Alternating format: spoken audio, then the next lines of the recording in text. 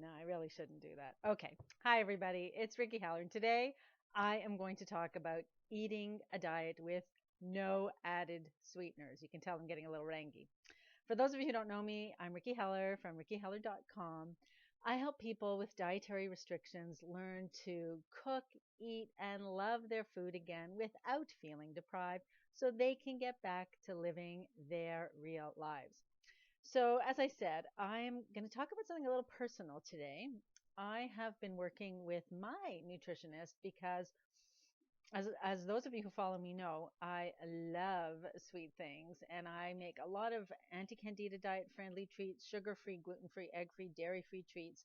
And I kind of got to a point recently where I just got a little too used to having treats every single day. And I was starting to feel it. And when you're over 50, it's not that easy to lose those extra pounds. And so, although I've been following an anti candida diet for like almost 19 years now, and most people have the opposite problem, they lose weight or they lose too much weight on an anti candida diet. That did happen to me. I lost some weight, but then it did come back. So I'm kind of in the opposite camp where now I'd like to actually drop a few pounds because I'm feeling it. So we decided I was going to go sugar free. No, not sugar free. I was going to go sweetener free. So that's even more than sugar free. So I was going to go sweetener free for 14 days. So what that means is no added sweeteners, not no added sugar, no added sweeteners. So my beloved stevia and xylitol and lakanto and monk fruit and yacon syrup, all of the low glycemic sweeteners that are actually totally fine for somebody on an anti-candida diet. I am cutting them out because I felt like it was just getting to be too much of a habit and I wanted to kind of reset. So today I'm going to talk about the effects of that and what has been happening. And it kind of feels like I'm way back at the beginning of the diet. Now, way back in 2009, because that's how it all started. When I actually really first started this diet in 1999, I couldn't have any of those sweeteners because the only one on the market was stevia. And as much as I love stevia, it's not great for baking. It's really good for just adding to foods to give them a little bit more sweetness. And so when I discovered things like xylitol and monk fruit, that just opened up a whole new world of sugar-free cooking and baking for me. So today is day 5, and I'm going to combine this a little bit with sort of a review of what I eat in a day because I've had a few people email me and ask me, what do you eat on an anti-candida diet, on a plant-based anti-candida diet? And so I wish I could like go through a day and show you every single meal. But as you can see, I'm not in my kitchen and I actually don't have the video skills to edit and splice that way. So if anybody out there can do that for me, let me know. But so I'm just going to tell you today and I'm going to talk about what has been happening and the changes I've noticed by changing my diet this way. So I am not adding any sweetness that doesn't already exist in the food. And in addition to that, because I'm following basically stage 1 of an anti-candida diet, the only fruits I'm really having are berries and once in a while green apple.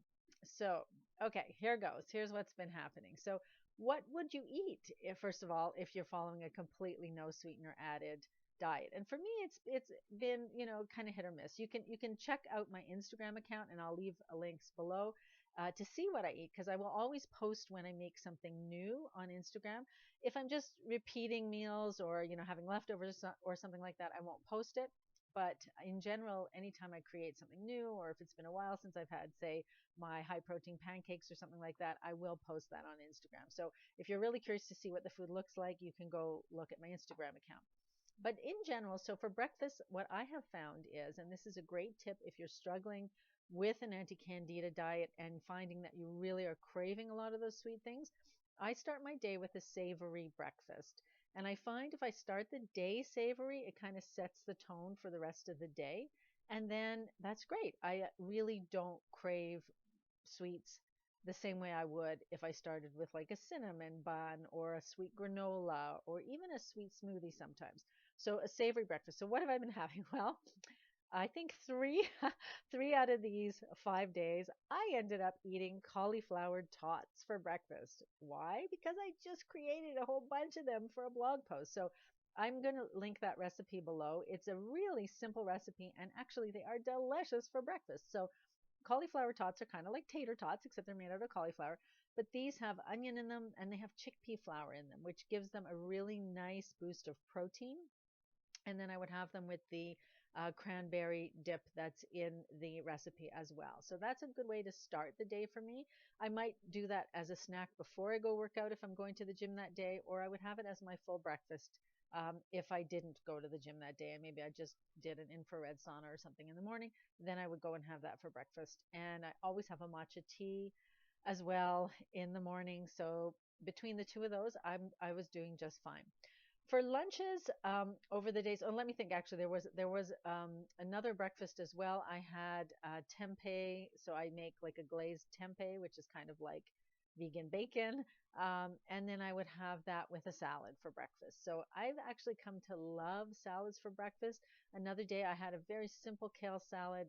It's a massaged kale salad, and again, the recipe's on my blog, so I'll link it. But basically, it's just kale chopped up and massaged where you kind of knead it with your hands with avocado and lemon juice and a little bit of olive oil.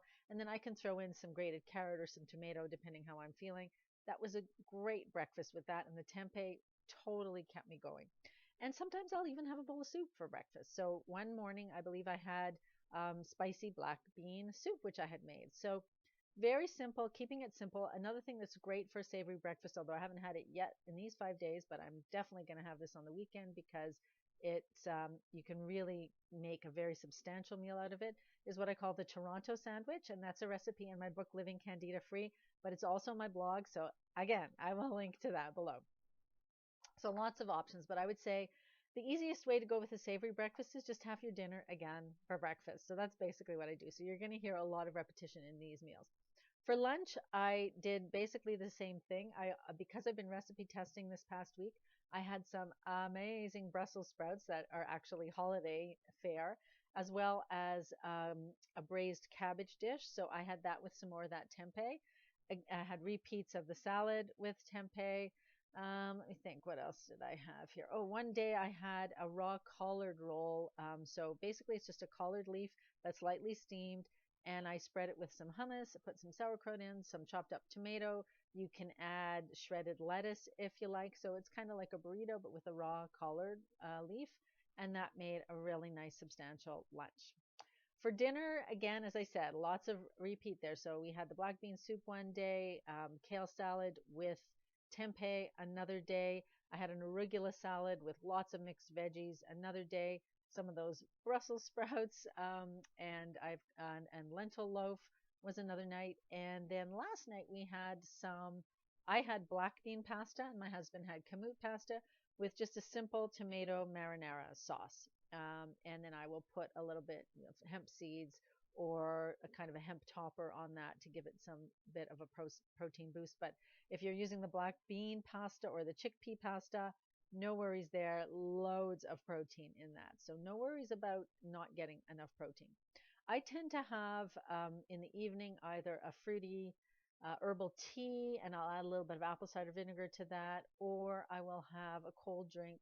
Sometimes I'll have just cranberry juice, unsweetened cranberry juice, and dilute it with water. So that's basically what I'll do in the evening because I tend not to eat after dinner till bedtime. But it's so what's been happening in terms of reaction? Like, am I going crazy without the sugar? I really thought I would because, like I said, I consider myself not only a sugar addict, but kind of like a sweets addict. And I thought for sure I would be climbing the walls wanting something sweet. So that didn't actually happen the first day, the second day, the third day, the fourth day. It was last night. So sorry, it did happen on the fourth day. Today's number 5.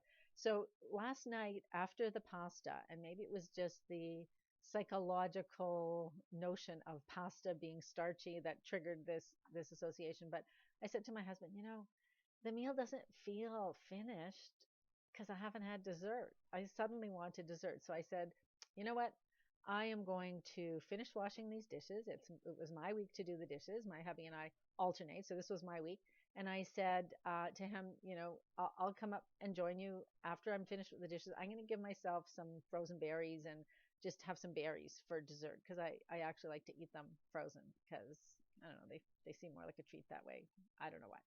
So, but by the time I finished the dishes and went upstairs to join him, I had totally forgotten about the berries and I never had dessert.